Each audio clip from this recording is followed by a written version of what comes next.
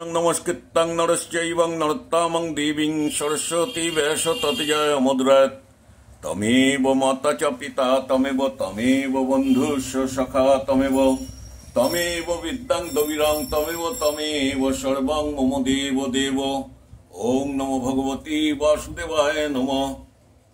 ओं नमो भगवती वासुदेवाय नमः। ओं नमो भगवती वासुदेवाय नमः। श्रीमद्भगवद्गीता गीतार तृतीय अध्याय श्रीमद्भगवद्गीतार तृतीय अध्याय कर्मयोग। श्रीमद्भगवद्गीता तृतीय अध्याय कर्मयोग। अर्जुनवाच ज्ञेयसिं चेतं कर्मणस्तं माता बुद्धिं जनार्दनं।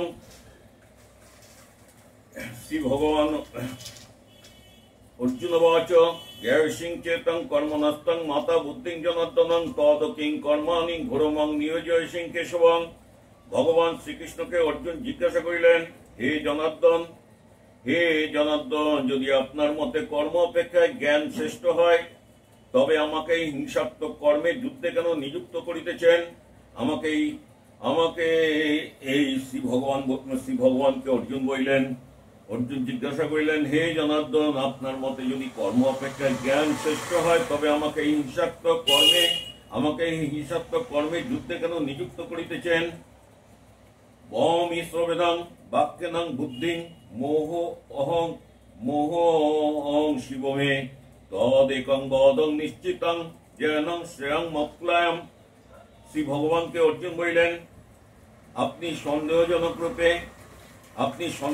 रूपे तृतीयमान वाक्य द्वारा आमार मन जेन भ्रांत करितेছেন। এই উভয়ের মধ্যে আমাকে নিশ্চিত করিয়া বলুন যাহার দ্বারা আমি শ্রেয় লাভ করিতে পারি। শ্রী ভগবান উবাচ শ্রী ভগবান বলিলেন লোকেহং স্ত্রীণং ত্রিবিধাং নিষ্টাং পুরাং তাত্তং মায়াধনং জ্ঞান যোগেনং সংখ্যানং কর্ম যোগেনং যোগিনাম। শ্রী ভগবান বলিলেন হে অনগ অর্জুন ইহলোকে জ্ঞানধারী গণের জন্য জ্ঞানযোগ ইহলোকে জ্ঞানধারীগণের জন্য জ্ঞানযোগ ইহলোকে জ্ঞানধারীগণের জন্য জ্ঞানযোগ এবং নিষ্কাম কর্মীগণের জন্য কর্মযোগ। এই নিষ্কাম কর্মীগণের জন্য কর্মযোগ। এই দুই প্রকার নিষ্ঠার বিষয়ে সৃষ্টির প্রারম্ভে আমি বেদমুখে বলিয়াছিলাম। শ্রী ভগবান বললেন কর্ম না করিয়া কেহ নৈষ্কর্ম নিষ্ক্রিয় আত্মরূপে অবস্থিত মোক্ষ লাভ করিতে পারে না। কর্ম অনুষ্ঠান না করিয়া কেহ নৈষ্কর্ম নিষ্ক্রিয় আত্মরূপে অবস্থিত মোক্ষ লাভ করিতে পারে না। কর্মযোগ চিত্ত শুদ্ধ এবং আত্মবিবেক না হইলে নৈষ্কর্ম সিদ্ধ হয় না। কেবলমাত্র জ্ঞান শূন্য কর্মত্যাগ দ্বারা উক্ত অবস্থা লাভ অসম্ভব। কর্মত্যাগ দ্বারা উক্ত অবস্থা লাভ অসম্ভব। শ্রী ভগবান বললেন কর্ম না করিয়া কেহই ক্ষণকাল থাকিতে পারে না। অস্বতন্ত্র হইয়া সকলে মায়াত সত্য রজ ও তমগুণের প্রভাবে কর্ম করিতে বাধ্য হয়। শ্রী ভগবান বললেন যে মূঢ় ব্যক্তি হস্ত পদ এবং বাক্যাদি পঞ্চেন্দ্রিয় সংযত করিয়া মনে মনে শব্দ রসাদি ইন্দ্রিয় বিষয় স্মরণপূর্বক অবস্থান করে তাহাকে মিথ্যাচারী বলে। কিন্তু যিনি বিবেকযুক্ত মনের দ্বারা চক্ষু কর্ণাদি পঞ্চ জ্ঞানেন্দ্রিয় সংযত করিয়া অনাসক্তভাবে কর্মেন্দ্রিয়ের দ্বারা কর্ম অনুষ্ঠান করেন তিনি পূর্বোক্ত মিথ্যাচারী অপেক্ষায় শ্রেষ্ঠ। শ্রী ভগবান বললেন হে অর্জুন তুমি শাস্ত্র উপদিষ্ট নিত্য কর্ম করো। কর্ম না করা অপেক্ষায় কর্ম করাই শ্রেয়। কর্মহীন হইলে তোমার দেহযাত্রা নির্বাহ হইবে না। ঈশ্বরের প্রীতির জন্য অনুষ্ঠিত কর্ম ব্যতীত অন্য কর্ম বন্ধনের কারণ হয়। ঈশ্বরের প্রীতির জন্য অনুষ্ঠিত কর্ম ব্যতীত অন্য কর্মবন্ধনের কারণ হয়। অতএব তুমি ভগবানের উদ্দেশ্যে অনাসক্ত হইয়া বর্ণ সমুচিত সর্বকর্ম করো। বর্ণ সমুচিত তুমি ভগবানের উদ্দেশ্যে অনাসক্ত হইয়া বর্ণ সমুচিত সর্বকর্ম করো। শ্রী ভগবান বললেন, সৃষ্টির প্রারম্ভে ব্রহ্মা যজ্ঞের সহিত ব্রাহ্মণাদি ত্রিবর্ণ সৃষ্টি করিয়া বলিয়াছিলেন, এই যজ্ঞ দ্বারা তোমরা সদা সমৃদ্ধ হও। এই যজ্ঞ তোমাদের অভীষ্টদানের কান্ধেনু তুল্য হোক। এই যজ্ঞ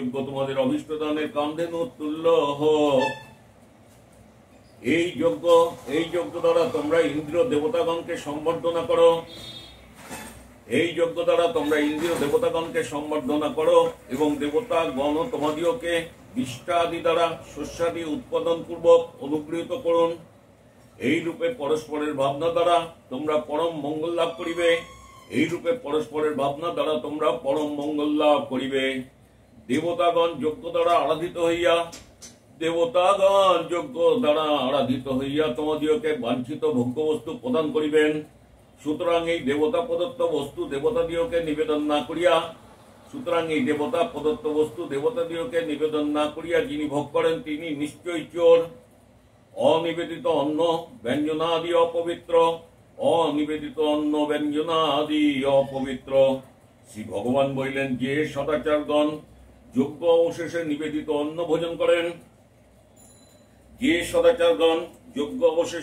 অন্ন ভোজন করেন তাহারা সকল পাপ হইতে মুক্ত হন। কিন্তু যে পাপাচারগণ কেবল নিজের জন্য অন্ন পাক করে তাহারা পাপ অন্ন ভোজন করে। অন্ন হইতে প্রাণীগণের শরীর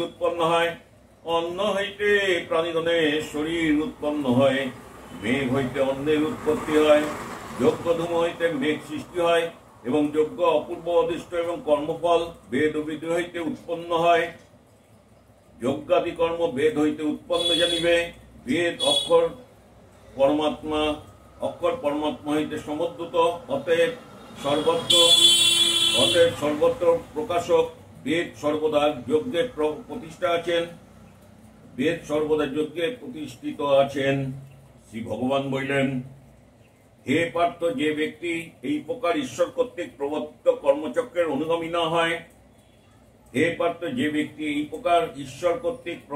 কর্মচক্রের অনুগামী না হয়, সেই ইন্দ্রিয় আসক্ত পাপী বৃথা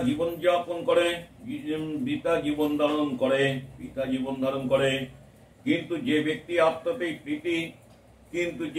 আত্মাতেই প্রীতি এবং আত্মাতেই তৃপ্তি এবং আত্মাতেই সন্তুষ্ট, তাহার কোনো কর্তব্য নাই। আত্মজ্ঞানী ইহজগতে কর্ম অনুষ্ঠানের কোনো প্রয়োজন নাই।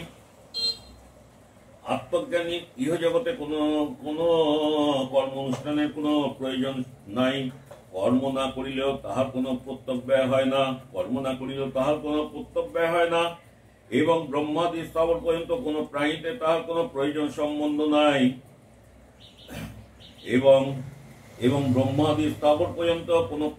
তাহার কোনো প্রয়োজন সম্বন্ধ নাই। অতএব হে অর্জুন, তুমি অনাসক্ত হইয়া সর্বদা কর্তব্য নিত্য কর্মের অনুষ্ঠান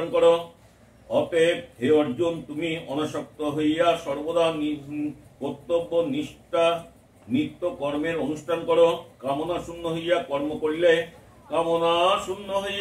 কর্ম করিলে মানুষ নিশ্চয়ই মুক্তি লাভ করে। কামনা শূন্য হইয়া কর্ম করিলে মানুষ নিশ্চয়ই মুক্তি লাভ করে।